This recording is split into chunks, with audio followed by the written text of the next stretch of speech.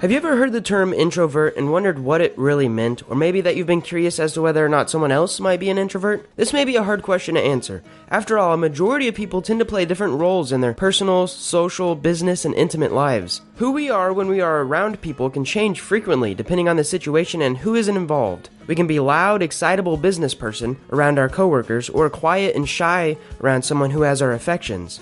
Our behavior is fluid and ever-changing, and rarely is someone completely the same around every person they've ever encountered. However, there are a few questions that you can ask yourself when trying to decipher whether you or someone else is an introvert. When thinking about whether or not you or someone you know is an introvert, begin by asking yourself a couple questions. Do you often feel shy or nervous around most people? Do you feel that you would rather stay at home and play a fun video game or read an interesting book than go to a social event or interact with other people? Do you prefer working alone or find that you don't mind if you spend most of your time by yourself? Do you feel that you need to get away from others every now and then and find solitude on your own? If so, you might be an introvert.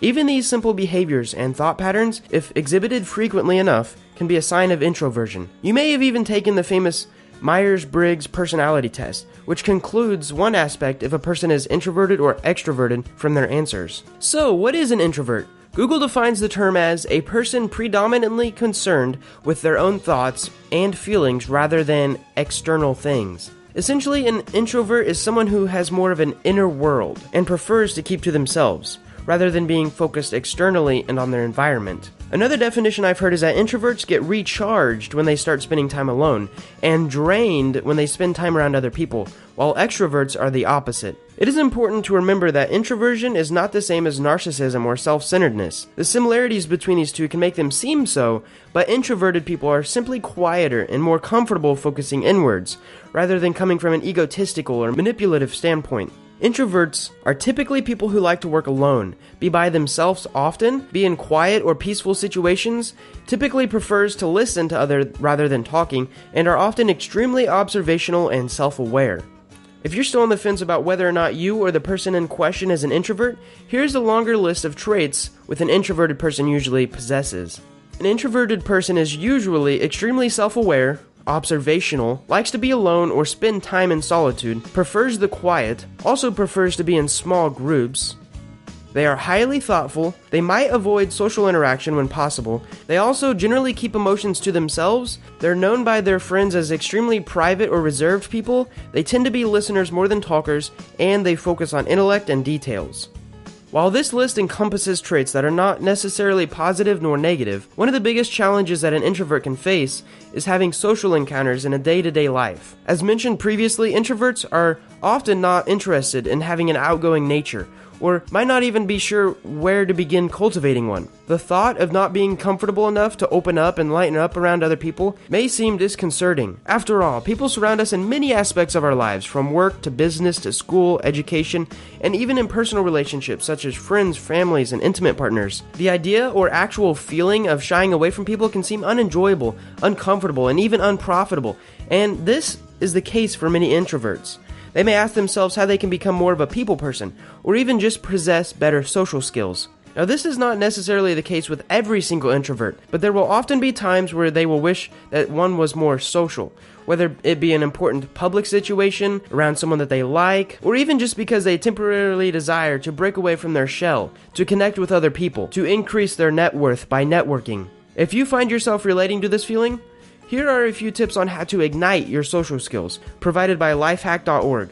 Number 1, just do it. You can watch a video on my channel about the Ford method, and it includes the 1-2-3 method, which is a great method to ignite your social skills. Tip number 2 is to relax, get comfortable. If you have to, meet people in places that you're comfortable around, like your own house, a restaurant that you often visit. Tip number 3 is to set simple goals about meeting new people. Just like any other goal in your life, if you write it down and it's a simple, smart goal, you'll have a better chance of achieving it.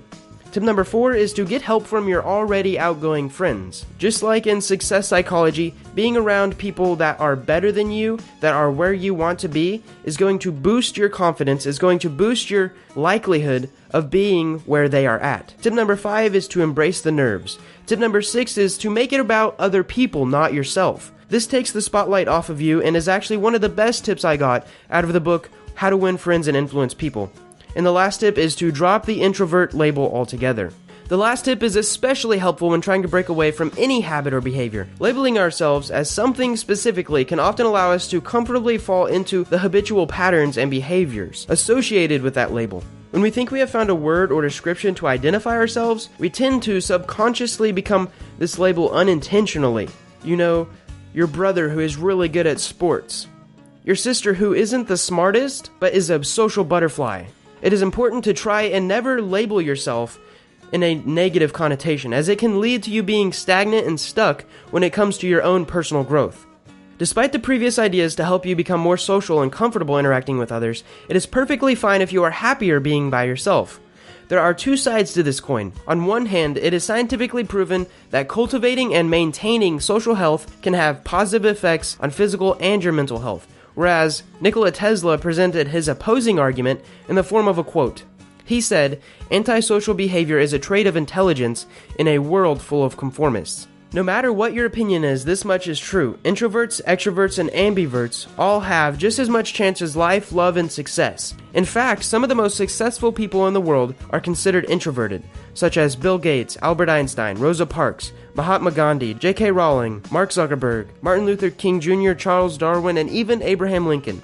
Despite their introversion and preferences for being alone, these individuals have shaped and changed much of society. Without their contributions and their ability to speak up for what they believed in, many of their innovations and insightful thinking would have gone unnoticed. It is important to remember that what you say matters, as well as a fact that you have your dreams and ideas, and they have to be a building block towards a better world. Overall, introversion, as well as anything else, can be a positive thing if shaped in the right way.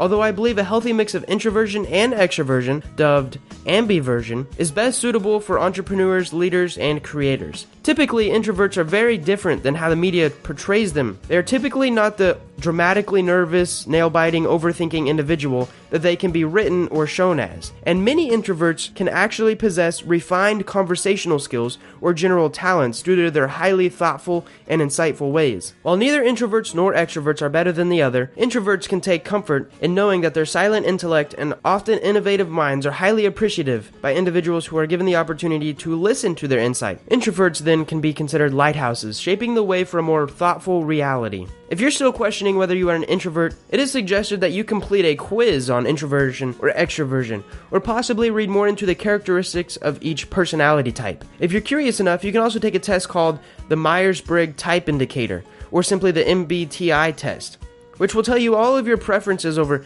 introversion, extroversion, intuition, sensing, thinking, feeling, as well as judgment and perception. These tools, if used correctly, can provide greater insight to who you are and how you prefer to be, which can ultimately lead you to a more fulfilled existence, as well as a greater sense of personal identity. I hope you guys enjoyed this video, learned something, and got something useful out of it. If you want more videos like this, subscribe. Thanks for watching.